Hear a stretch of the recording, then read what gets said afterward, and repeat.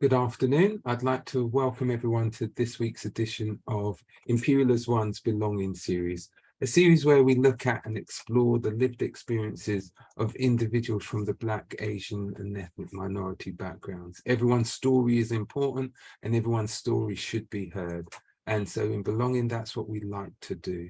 And each week I say this, but we've got some special guests on, and our special guests this week are Yat and Christine Lau.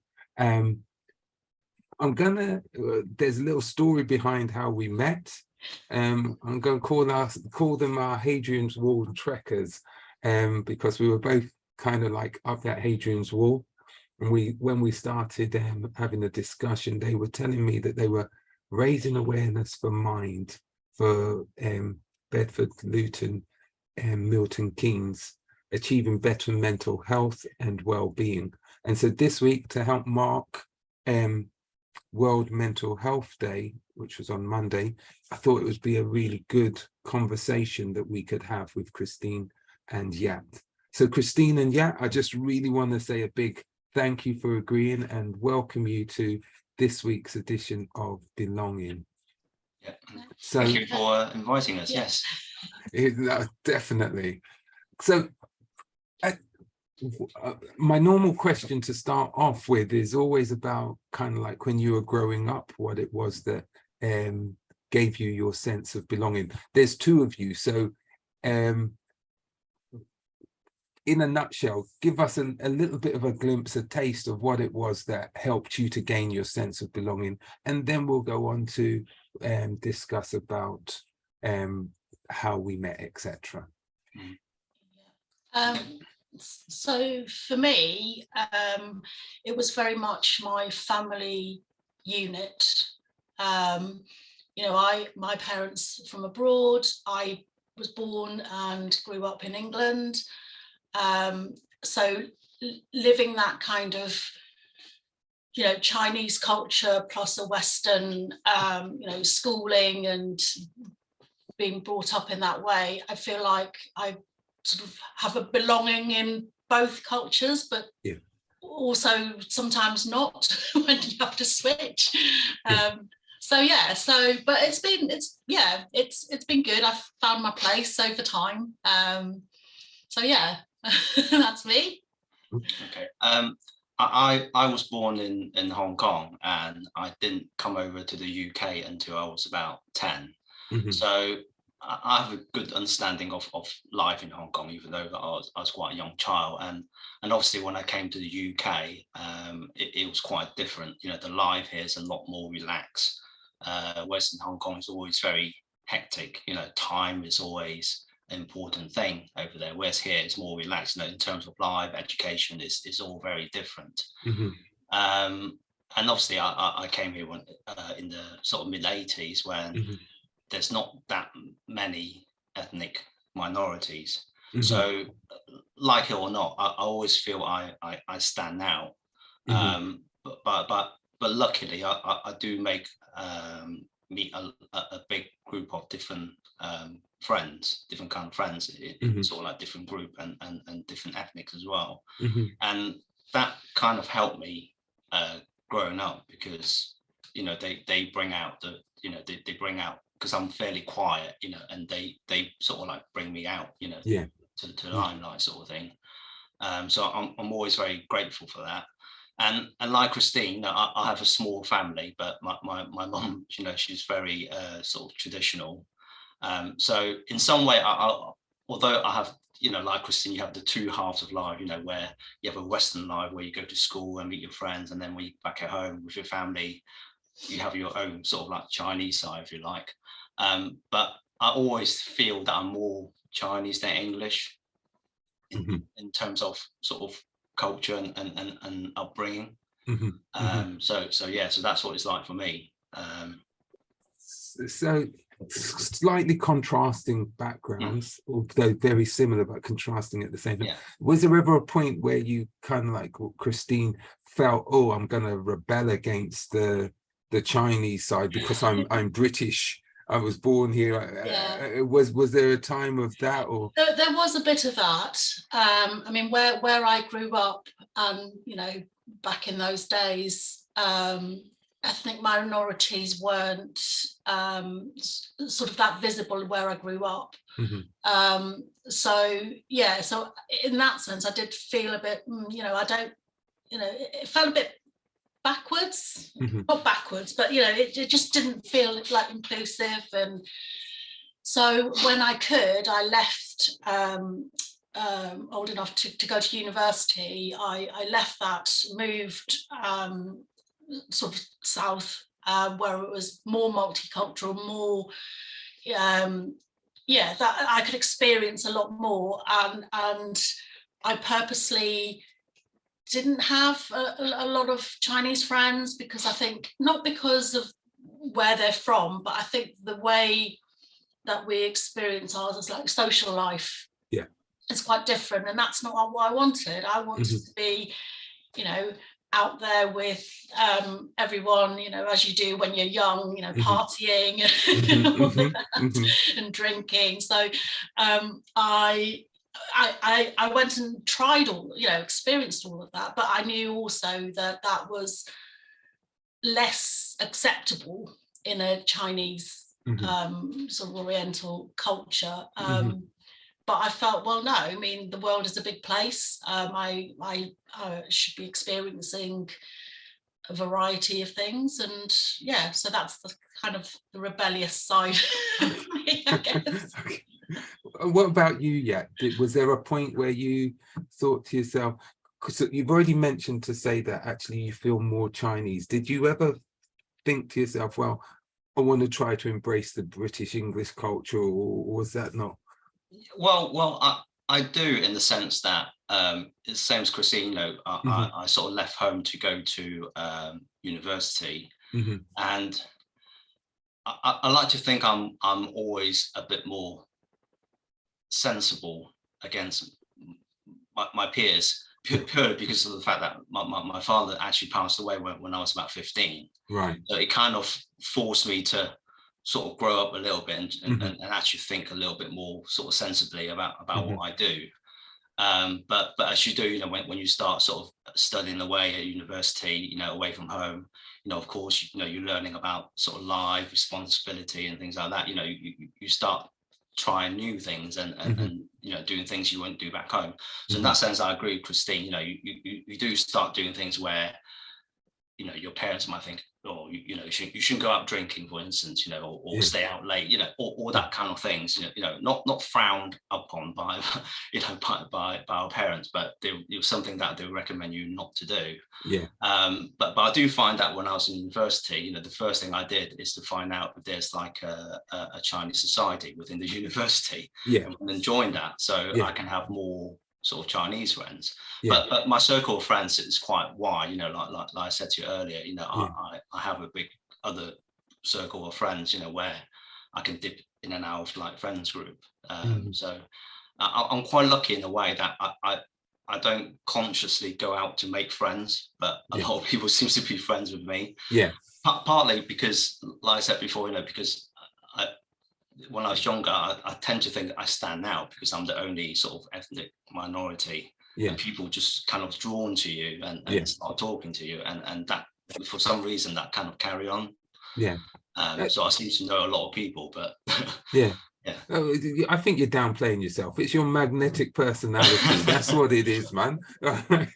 It could be that, or some say eccentric.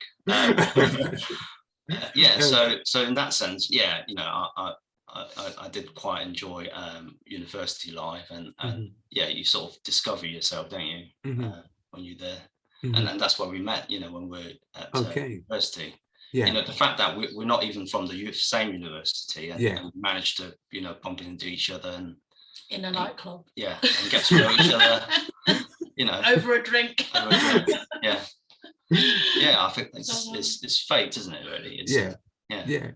So the two of you decided to settle down together, and in so doing, what was it, because you've already mentioned Yat, that you're kind of like more reserved, and Christine, you're a bit more outgoing. So what was it that made the two of you click, would you say?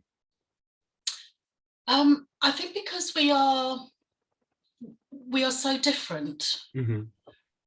It feels like, you know, we kind of balance and complement each other. Mm-hmm.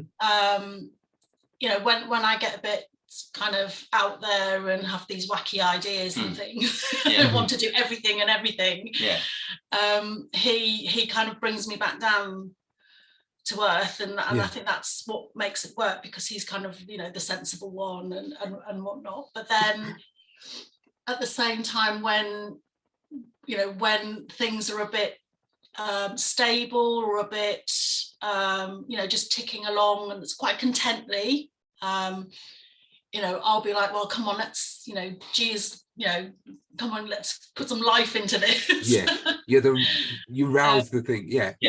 So I think in that sense it works for us. Mm-hmm. you know, I echo what Christine's saying, you know, because we are quite sort of different. You know, I'm more of an introvert, if you like, and Christine's more of an extrovert, and we kind of balance each other out. You know, when she's going too far ahead, I'll rein her in, and if I'm too slow, she's dragging along.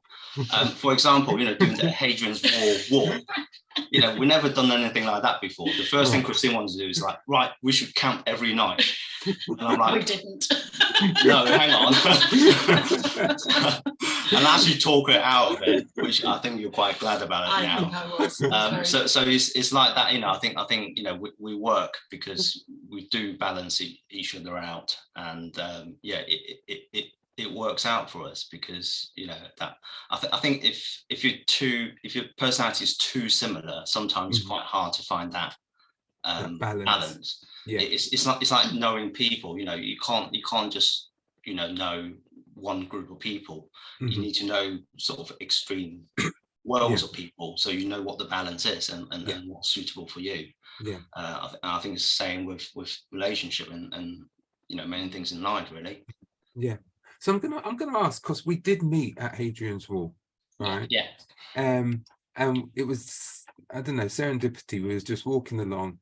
All of us were hot. It was a really hot day, and we did. I think it was a stop for a comfort and just there was no one in for miles around us. It was, or that's what it seemed anyhow. And we started talking, and you told me that you were there raising funds for Mind. So can you just give me a little bit of or give everyone a little bit of an insight as to what was, why, and how that came about, that fundraising activity that you were doing? So unfortunately, in the last sort of couple of years, just before the pandemic and lockdown and everything, I was diagnosed with depression, which was a bit of a shock for me. But I think in trying to work through what it meant, how to deal with it, I reached out to Mind. You know, they had a lot of resources on their website, you know, videos of other people that's gone through similar things, and it helped me on my journey to recovery, I guess. You know, that was one of the help avenues that I had alongside other things.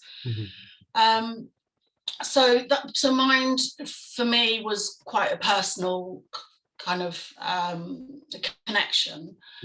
But then, you know, in short, you know, after I managed to get myself out of the worst of it, you know, both of us needed a bit of a break, and normally we do have like a mini holiday without our kids, just so that we can, you know, be there as a couple and just have a bit of adult kind of conversation and all that.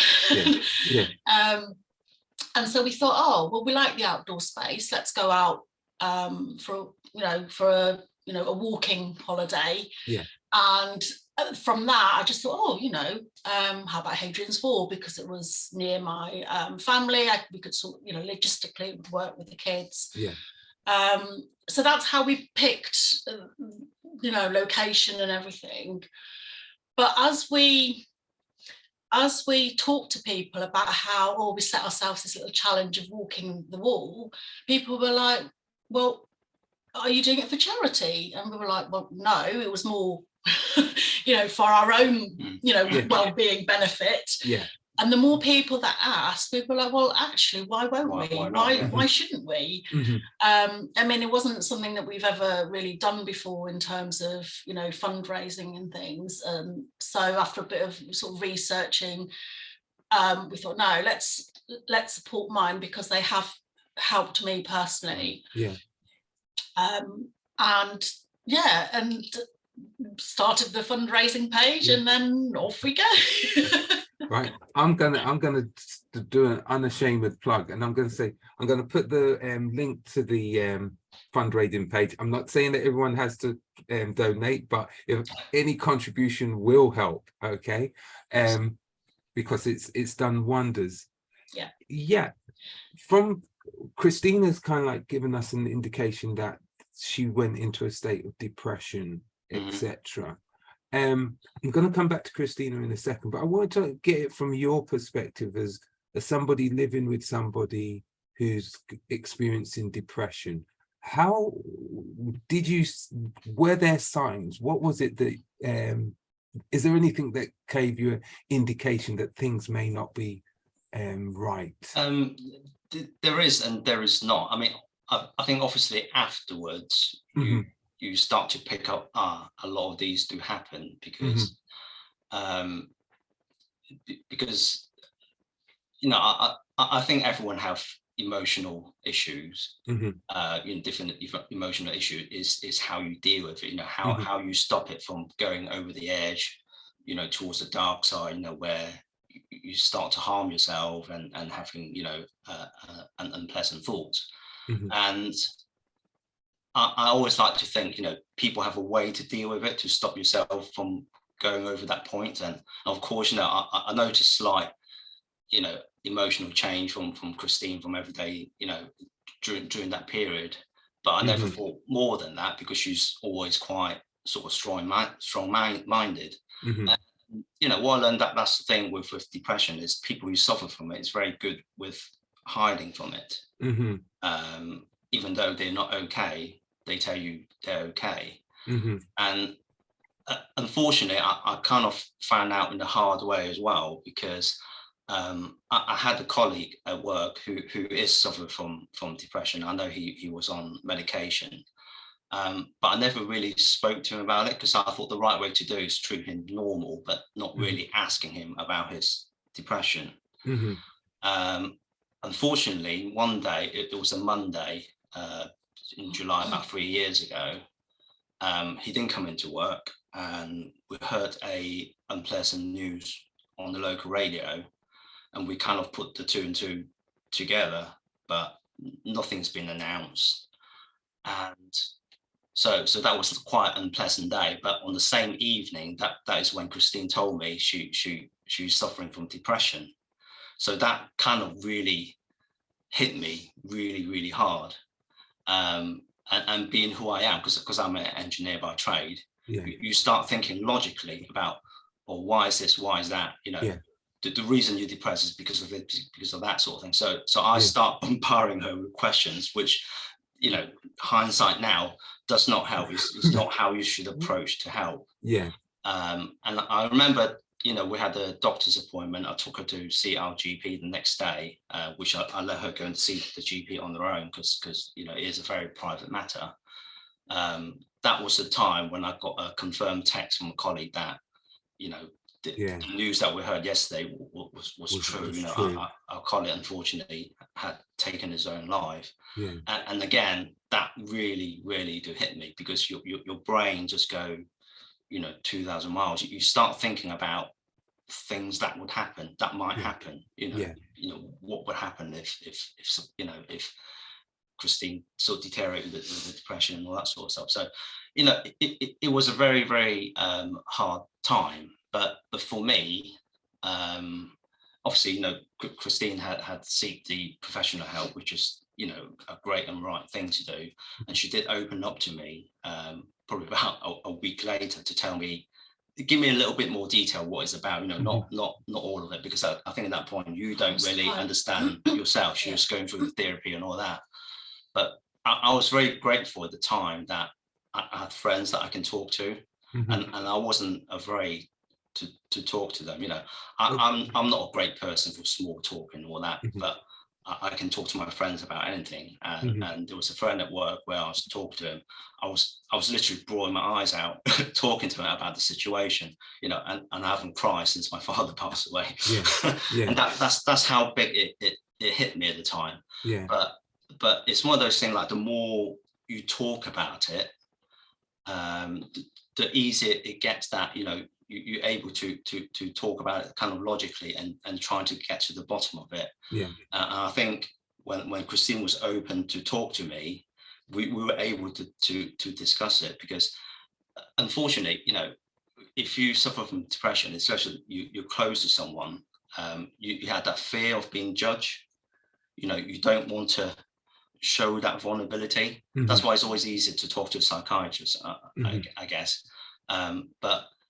But because we've been so close, sometimes, even though there's some sort of underlying problem, you kind of dance around the issue rather than go straight to the point. Whereas now we're able to be more open and actually sort of talk about it.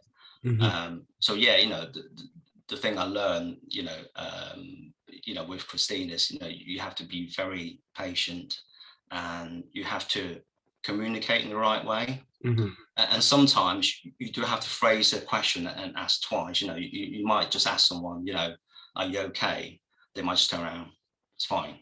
But if you follow on with a question and say, you know, how are you feeling really, or something like that, it helps them to open up. And when they open up, you know, you got to listen and you know, just be there and help, you know. And I think agree. But I mean, to get to that, being able to open up is quite a journey. For I mean, I mentioned earlier that, you know, I was quite shell-shocked when the GP said that I had depression.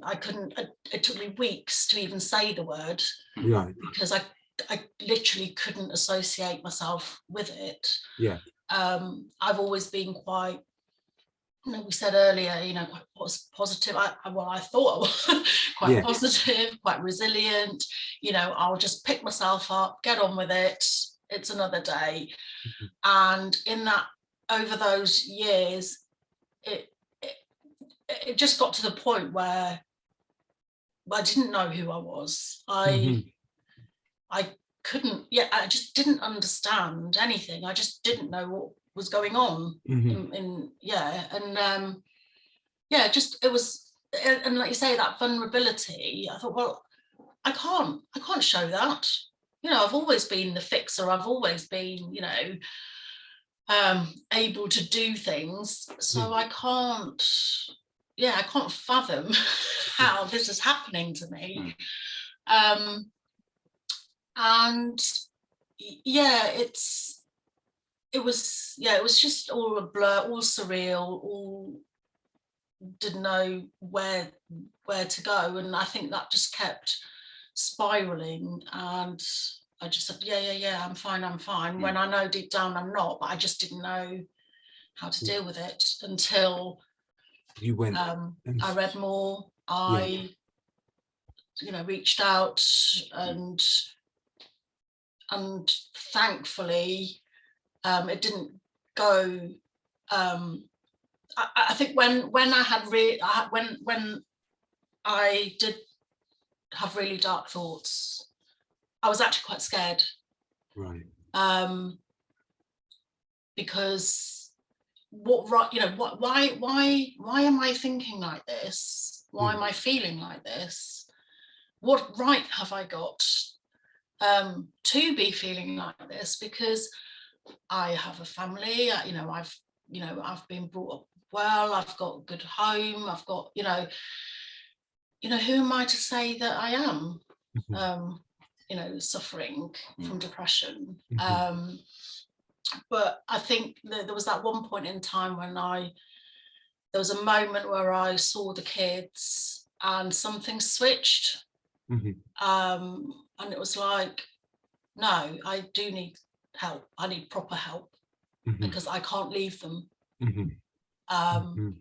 And that's when I started talking about it, reaching out, getting the help. Yeah, it's quite a tough one. Yeah. No, thank you for sharing that, because that's really quite powerful. There was a number of things which you said, which kind of like, as you were saying it, in my mind, I'm thinking to myself, well, especially the part where you say you saw your kids, there's one idea about what do you feel was the trigger which sent you into depression, if there is a trigger, but then there was also, what was it that helped you to seek help?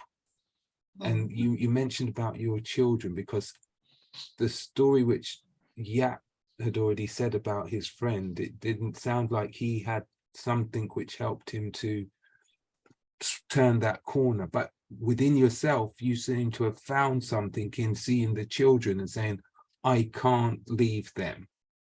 So those triggers, can you give us any insights into those triggers, if there is any? So it all kind of started, I guess, when well, probably a couple of years even before pandemic. I'm in a job that was there was a lot of change, and I was working quite long hours and not looking. So it started by, because I didn't want to rest. I didn't want, I've got to make this work. Keep going, you'll be fine. Get through this. It's temporary. And I think without realizing, I was obviously not looking after myself physically. And then obviously that manifested into poor health, in and out of hospital, this, that, the other. And then on top of that, we had a lot of changes at work, and then the pandemic, and so everything, it just felt like everything came in one go, and I couldn't fix it. I couldn't get out of it. I couldn't see the end of when this is gonna, get better, because it's got sort of, in some ways, happened gradually over time, and I kept, making excuses, but I found a reason for why. Oh yeah, I just didn't sleep well that night, or oh yeah, it's busy at work. It's finding those excuses and just keep going without recognizing it was probably my body trying to tell me something, or my mind trying to tell me something, and I ignored all the signals, to the point where it got to the point where I just had to, just fell apart, basically. But then, what triggered? I mean, I don't know how to answer it, because obviously my kids have always been here. It's not suddenly they just suddenly appeared. And I can't honestly say why, from that point of being ill to that point of me seeing those kids, in between, why there wasn't a trigger, because I see them every day. I guess I was living my life quite robotic, in the sense that I just, drag myself out of bed, do the routine, and not really feeling it, and it was just, okay, just get things done. So I don't know. I mean, in those, I think back now to those, when I have those moments of having those dark thoughts, and I do wonder, well, why didn't I think of my kids back then? Was I really that lost? But that moment when I saw them, they were, doing their thing, being happy, and just looking at their faces, and I'm just like, no, I can't I can't leave them. So yeah, I've sort of answered, but not. No, yeah, no. I sometimes there is difficult to pin down. That's what I'm saying. Sometimes there isn't just a black and white answer. There's shades of grey which we're still trying to understand. You know, I'm going to just ask one other question, which is just about support networks, because one thing that you had said was that when you heard the news about your friend, and it was coinciding with Christine coming home and telling you that she was also going through this, that you went and you spoke to your friend and kind of like was just crying. You didn't know what was going on, etc., and just outpouring. Christine, I know you've got a circle of friends. Did you feel that you could confide in them how you were feeling, or did you feel that there was too much of us? Yeah, not initially. Okay. I literally made excuses not to see them. You know, we're quite, you know, really close friends, and normally we would see each other daily, you know, at the school run and things like that. But I time it so that I might miss them. I might, you know, because I don't want. I don't want to talk about. I don't want people to. It was. I just wanted to keep myself to myself. Want people to know, no. I don't want to explain myself. So but obviously by doing that, they sussed out that something was wrong. Yeah. And fortunately, you know, unfortunately, I don't know, you know, they've experienced, you know, with their sort of circle of depression, and they could spot the signs, and they came to my aid, and we very persistent. They were very persistent, yes. But that, I think, is what I needed. Because in sometimes, I mean, you know, I like, for example, I couldn't reach out to Yat initially, not just because of, obviously, you know, we've got a close relationship, and I don't know whether, you know, how he would feel, but I didn't know how he would get me out of it, because our relationship has been such that, you know, if anything's not quite right, I'll be the one kind of come on, and I couldn't see that. So I started resenting our relationship, him, everything he did irritated me. It's just like, so I felt I lost that support, even though I probably didn't, but I just couldn't grasp it.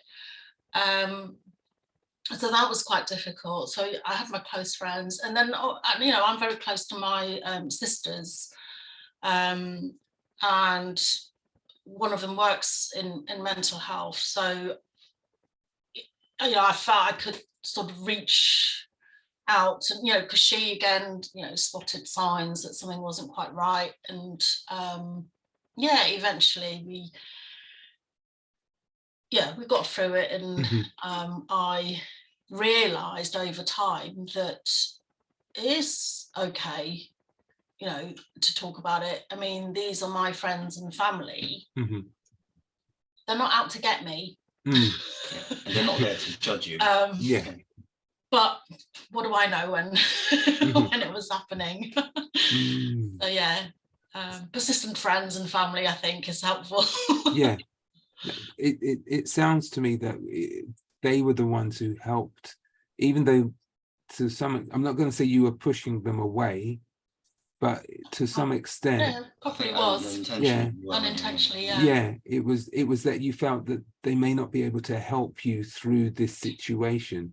And it might be the closeness of the relation. I don't know. It could have been the closeness of the relationship, which was preventing you from actually reaching out.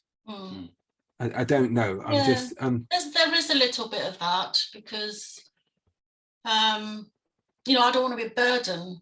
You know, they've got their own lives. You know, why should I bring them down? So there was a bit of that. Probably a little bit of a culture thing as well, isn't it? Because as Chinese, we're normally quite reserved. We don't really talk about our feelings, and you know, you get hard work, you just work through it. And then the combination with the English culture of the stiff upper lip and, you know, just get on with it, you know, you tend to behave like that, but it's not always the right thing to do. No, as I've now learned. Yeah. Yes. Yeah. So I'm going to ask, because I like to not end, but I like to see how you made it through that dark tunnel. What was it that really gave you that light, that kind of like said, you know what, other than that trigger, because the trigger was just the starting point. Yeah. Yeah. Other than seeing your children and saying, I can't leave them. Yeah. What other things have helped you to rebuild, or where are you at this moment? Yeah. So I'm still on medication. I mean, that's definitely helped. But then I think more so was the counselling that I had, and you know, a lot of the well-being strategies that are out there, looking after your physical health routine. But I think for me, the key learning that I had for myself was being quite self-aware and recognizing that I am allowed to feel the way I feel. I am only human. And some days if it's not okay, then it's not okay. Take a break. Don't feel guilty about it. I mean, I'm not saying I'm totally fixed. I have days where, you know, I'll get out of bed and God, well, what's the point today? I'm sure we all have moments like that, but I know that in the past, I wouldn't have been able to do anything with that information. I would have just stayed in, you know, I would have just locked myself away. But now, because I know that it's okay, it's a blip, I take one step at a time, a small step. I'll just, you know, get out of bed and just see what happens. Yeah. So I'm not, so I'm sort of being in the present rather than trying to think about what might come after I've done this, that, the other. I'm more self-aware that, yeah, take it slowly, take it step by step. Some days can be slow, some days can be fast, and just allowing myself, being kind to myself is one of the things I keep telling myself and others. It's and I have a lot of like well-being kind of positive phrases and just a reminder, and I think now I cope by slowing down a lot. I don't need to do everything all the time. Yeah. So yeah. So I think, I mean, for me, it's ongoing. It's not something that just goes away. I think for certainly for myself and for anyone that may be suffering, you know, it isn't. It's quite hard with it, you know, because it's not visible. It isn't something that, oh, I've broken my arm and in a few weeks you can see it's fixed and you move on. Yeah. But it's all in. It's all deep down, and so sometimes it is harder to recognize and longer to recover from it. So so now I just take each day as it comes, and know that I can reach out to my family without feeling guilt, shame, judgment. Yeah. I'm going to ask a question. If there's anyone in the audience who would like to ask a question, just raise your hand and I'll come to you. I'm going to ask a question. This is based on a conversation I had a couple months back with a mental health nurse, and she spoke about the idea of a stress valve and recognizing the stressors, and so you can turn the valve to release some of those stresses. Okay, so that the stress is coming in, and if you just keep hold of them, you're gonna tumble. But someone must be able to either self-regulate, or somebody needs to be able to come and turn that stress valve to release it, to help you to release it. Right. So I'm gonna just have you worked out any stress? I'm gonna probably ask Yat first. Have you found the stress valve yet? Yeah, anything? I mean, through all this period, I learned a lot about mindfulness, because, you know, to quote my son's favorite film, The Kung Fu Panda, yesterday's history, tomorrow's a mystery, but today's a gift. That's why it's called the present, right? Yeah. And it's so true, because as adults, you know, we always think of, you know, thinking or regretting about something we've done in the past, and worrying about, you know, what you have to do tomorrow, or you know, what might happen in the future. We never really live in the now and enjoy the now. So that mindfulness is one thing, you know, is enjoy the thing you're doing now. You know, what I like to do, you know, if you like, your relief valve is to always have something small to looking forward to.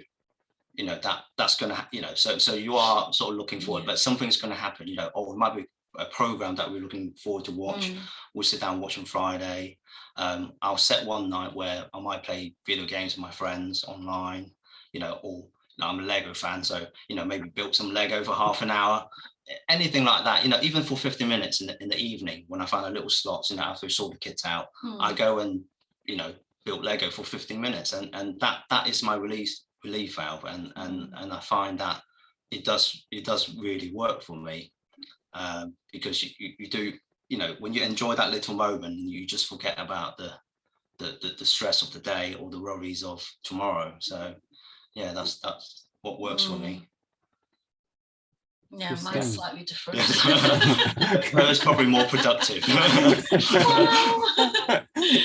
No, I mean, I like being out for a walk, or doing my exercise. I can switch off and feel that, especially when I'm out in the open, in the countryside, either with, you know, sometimes with my music and podcasts, sometimes not, but because that's my time for me, that's my release, because I don't have to account to anybody, but I can reflect. I can use that time to reflect and slow down and kind of think, you know, all this stuff that's happening out there, do I need to be worried? You know, so I'm able to give that time to myself, and that's the biggest thing I can take away from this. And I think that helps me relieve those stresses, because in the past I would have just gone, oh my God, I've got to get all this done, I've got to get, you know, and I would just been going 100 miles an hour, and now I don't need to, because I know what's important and what's not. Yeah, bit of soul searching there. No, that's fine. I haven't seen any hands from the audience, but I'm going to ask you guys one final question. Is there any take-home messages that you would want to share with the audience that we've had on today, or with anyone who's going to be listening in later on? It's not a take-home for me, but right. I just want to say, I think it's very brave for Christine to be so open about this, because obviously this has been going on for a few years, and really only really close friends and, you know, a couple of your sisters actually know about the journey of this. And I would say your mum and dad probably didn't find out until we decided to do the walk for Hadrian's Wall. Because I started a blog to write about it, to write about why we're doing it, and, you know, document why we're doing it, and then we have some afterthoughts about, you know, when we finish doing the walk. I think it's only then the mum and dad sort of found out about it, and like I said, you know, being a Chinese family, they're quite reserved. They don't normally talk about sort of feelings like that. Even now, they probably don't openly kind of bring it up and talk about it. I think your dad hasn't actually mentioned it in any sort but of I know way. They are trying to understand, because again, you know, if they've never, you know, if they've been brought up a certain way, you know, they wouldn't know any different. So you know, for me, I guess the takeaway is it's, like I said earlier, it's not visible, but I was quite surprised at how common it is. I mean, since I've sort of started talking more about it, you know, I've had people come up and we've shared our experiences, and I was quite, oh my God, I didn't even realise, like, you can't see it, you can't tell if somebody is or it isn't. But when those moments that, you know, even those, you know, 3 small words of how are you, it can make such a difference to save someone's life. So that's why it means so much to me, because I'm fortunate in that, you know, I have, you know, now I really have got great people around me to help me through, but not everybody may have that.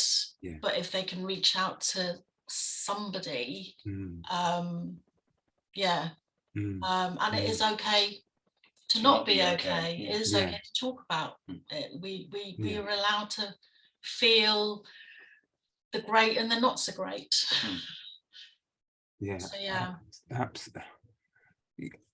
Yat and Christine, it's just been amazing, right? It really has been amazing. Your honesty, your candor that you have displayed this afternoon in sharing this topic, and the nature of this topic with us this afternoon, you know, and you're doing it originally when we met, it was because you were doing it for a charity which helped you, but I think just in sharing this experience, it will help so many other people to recognize normal people, real people.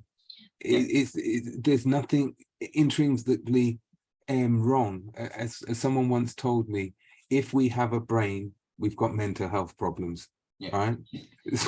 Essentially, if we've got a brain, you've got mental health problems. All of us have mental health problems. It's about the openness and being able to share that so that people can understand and we can relate and we can help each other. And so I want to say a really, really big thank you for sharing your experience.